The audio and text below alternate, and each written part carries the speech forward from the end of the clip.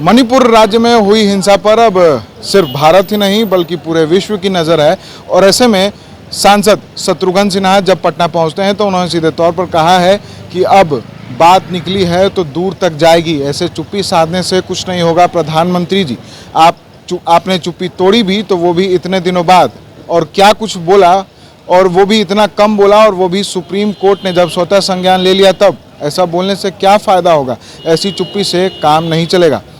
पटना पहुंचते ही मणिपुर हिंसा पर क्या कह रहे हैं सांसद शत्रुघ्न सिन्हा, पहले हम आपको सुनाते हैं। देखिए, हो नहीं रही है मणिपुर हिंसा का। जहाँ तक सवाल है या मणिपुर बर्निंग का जो सवाल है, या मणिपुर में जो जघन्य कार्य जो काम हुए हैं, जितनी निंदनीय, शर्मनाक, दर्दनाक काम हुआ है, जिसको पूरे देश ने देखा, और पूरे देश में नहीं पूरे विश्व में ये ऐसा हमारी छवि इतनी ख़राब हुई है, जिसमें सरकार, स्टेट गवर्नमेंट से लेके सेंट्रल गवर्नमेंट, हमारे माननीय मित्र भारत के प्रधानमंत्री, जो कि 75 दिनों 80 दिनों तक कुछ नहीं बोलते इस कांड पे, ऐसे कांड पे, और 80 दिनों के बाद जब बोलते हैं तो सही मायने में कहा जा सकता है कि टू लिटिल और टू लेट। यानी बोलते हैं वो भी पार्लियामेंट के बाहर बोलते हैं, पार्लियामेंट के अंदर नहीं बोलते हैं। और अपनी जितनी गोदी मीडिया और मोदी मीडिया जो बन चुकी है चारों तरफ, उससे वो प्रचार करवा रहे हैं कि सही मायने में प्रचार मंत्री बने इन दिनों, उनके बाकी मंत्रीगण भी प्रचार मंत्री बने। अब ये सब लोग जो कर रहे हैं ये जिम्मेदार हैं। ये जो है काम हुआ है, ऐसा काम तो पूरे देश में किसी स्टेट में शायद ऐसा नहीं हुआ होगा जो हो रहा है। इसलिए मैं कह रहा हूँ कि आप लोगों ने सुना होगा, और मैं अक्सर कहता रहा हूँ कि ताली कप्तान को तो गाली भी कप्तान को। गाली यानी क्रिटिसिज्म जो होगी वो कप्तान की ही होगी। मुझे पूरा लगता है कि ये पार्लियामेंट जो इस बार का सेशन जो है वॉश आउट हो जाएगा, और वॉश आउट हो जाएगा इसलिए कि हम लोग, और सही मायने में इंडिया, सही मायने में जो इंडिया जीतेगा, हमारा इंडिया जो है, हमारे लोग जो है, एक गुट और एकजुट विपक्ष जो है वो मांग कर रहा है कि प्रधानमंत्री इस पे बोलें, माननीय प्रधानमंत्री जी इस पे बात करें।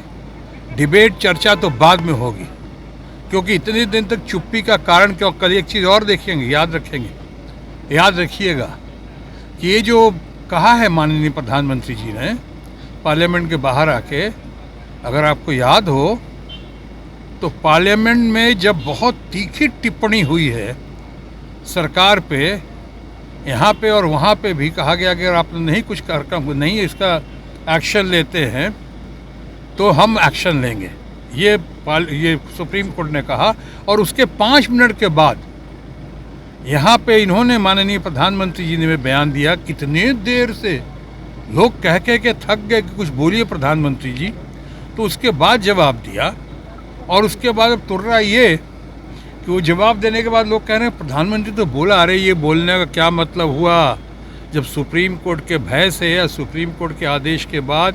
और वहाँ भी मणिपुर में भी, जो मैं कह रहा हूँ, वहाँ की सरकार और यहाँ की सरकार, मणिपुर में भी कहा गया कि हमने एक को गिरफ्तार कर लिया है। ये नाम रिलीज़ किया है आपने, ये जून का किस्सा है, मई जून का किस्सा जो है। आज जुलाई में इतने दिन बाद ये भीड़, ये उग्रवादी, ये हिंसा करने वाले लोग, ये हमारे माताओं को, बहनों को जिस तरह से परेड किया, मुझे तो पूरा कहा भी नहीं जा रहा है, शर्म आ रही है, अच्छा नहीं लग रहा है कि भीड़ के सामने, जिस देश में हम लोग देवी की पूजा करते हैं, औरत को देवी मानते हैं, ऐसे हमारे देवियों को बेटी बचाओ, बेटी पढ़ाओ, बेटी बनाओ, बेटी बचाओ, बेटी पढ़ाओ का हम नारा देते रहते हैं, बुलंद करते रहते हैं हमारे माननीय प्रधानमंत्री जी। उनके यहाँ ऐसा हुआ है, यानी 75-80 दिन लगे हैं रिएक्ट करने में, और रिएक्ट करने में भी जब लगा है तो उसके बाद जब वीडियो आया है तब रिएक्ट किया है। ये कैसा तमाशा है, ये कैसी अदा है उनकी, ये कैसा व्यवहार है उनका। मैं समझता हूँ एक जो वहाँ हुआ वो तो वाकई बहुत जघन्य है, निंदनीय है, दर्दनाक है। लेकिन हमारे माननीय ऑनरेबल हमारे प्रधानमंत्री हैं, या हमारे जितने बाकी मंत्रीगण हैं जो इस पर आज बोल रहे हैं, उछल कर बोल रहे हैं, और क्या बोल रहे हैं कि अरे साहब विपक्ष भाग रहा है चर्चा से।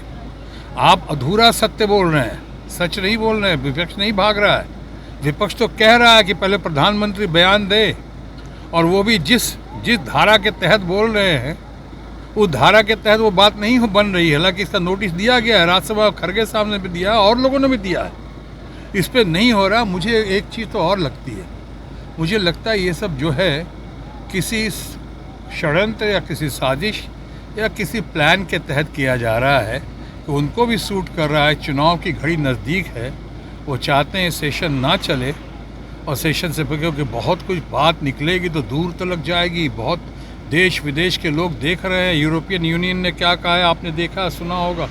तो आज इतने लोग जो बातचीत कर रहे हैं और पार्लियामेंट में जो धज्जियाँ उड़ेंगी, एक एक चीज़ उनके बारे में बगिया उखेड़ी जाएंगी, एक एक चीज़ जब सामने आएगा, ये नारी के अपमान मान सम्मान का ही विषय नहीं है सिर्फ, ये हमारे भारत की अस्मिता का सवाल है, ये हमारे मणिपुर के अस्मिता का सवाल है, ये हमारे पूरे स्त्री जाति जो है हमारी, जो हमारी माँ बहन है, उनके साथ जो हुआ है उसका सवाल है कि पूरा विश्व आज हम पे क्या कह रहा है। क्या वहाँ जैसे हमारे माननीय जो हैं वो मुद्दों से ध्यान भटकाते हैं, और विश्व में बहुत सारे मुल्क में और पड़ोसी मुल्क में भी ध्यान भटकाया जा रहा है मुद्दों से, उनके मुद्दों से, और ये मुद्दा सामने लाया जा रहा है कि देखिए भारत में क्या हो रहा है और हिंदुस्तान में क्या हो रहा है। तो मैं जैसा कह रहा था, उनको भी शायद सूट करता है कि सेशन पहले ही ख़त्म हो जाए, ताकि न बात निकलेगी और न शायद दूर तक लग जाएगी। वो सोचते हैं क्योंकि यहाँ पे जो है बंद करेंगे ये लोग, क्योंकि चुनाव की घड़ी नज़दीक है। कुछ स्टेट्स में चुनाव है जहाँ की इनकी स्थिति जो है इनके अपेक्षा अनुसार सही नहीं दिख रही है उनको।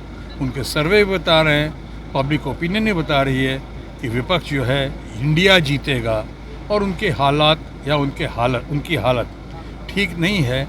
इसलिए वो चाह रहे हैं कि किसी तरह विपक्ष के सर पे ठेकरा फोड़कर वो इस बार सेशन को यहीं पे ख़त्म करें, ताकि वो चुनाव में कुछ देर के लिए सही शांतिपूर्वक जा सके।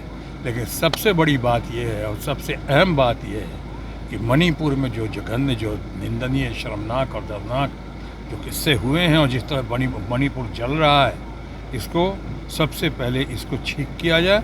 समाज, सरकार, केंद्र से सबसे यही अपील है कि पहला मरहम यहाँ लगाया जाए उन लोगों के ऊपर। कैसे करोगे डैमेज कंट्रोल वो आप जानो, लेकिन करना है। जैसा मैंने शुरू में कहा कि भारत की अस्मिता का सवाल है, ये मणिपुर की अस्मिता का सवाल है। सीधे तौर पर शत्रुघ्न सिन्हा ने प्रधानमंत्री नरेंद्र मोदी पर जमकर निशाना साधा है और साथ ही साथ केंद्र की सरकार पर भी जोरदार हमला बोला और साफ कहा है कि मणिपुर हिंसा पर चुप्पी साधने से काम नहीं चलेगा और पूरे देश में जो मुद्दा भटकाने का काम केंद्र की सरकार कर रही है उससे काम नहीं होगा। और अब पूरे देश ही नहीं बल्कि पूरे विश्व की नज़र इस मणिपुर घटना को लेकर भारत पर है और भारत की हर जगह बदनामी हो रही है। इस बदनामी से अब केंद्र सरकार का जिम्मा है कि वो देश को उबारे। Vishal Bhardwaj, SG news, Patna. आशीर्वाद इजीकॉन ग्रुप, भरोसे का दूसरा नाम। हम सिर्फ घर नहीं, खुशियां भी बनाते हैं। आशीर्वाद रोज वैली, जिसमें है premium flats with all modern amenities. Patna में लेना चाहते हैं अपने सपनों का आशियाना, तो कीजिए हमारे इन नंबरों पर संपर्क।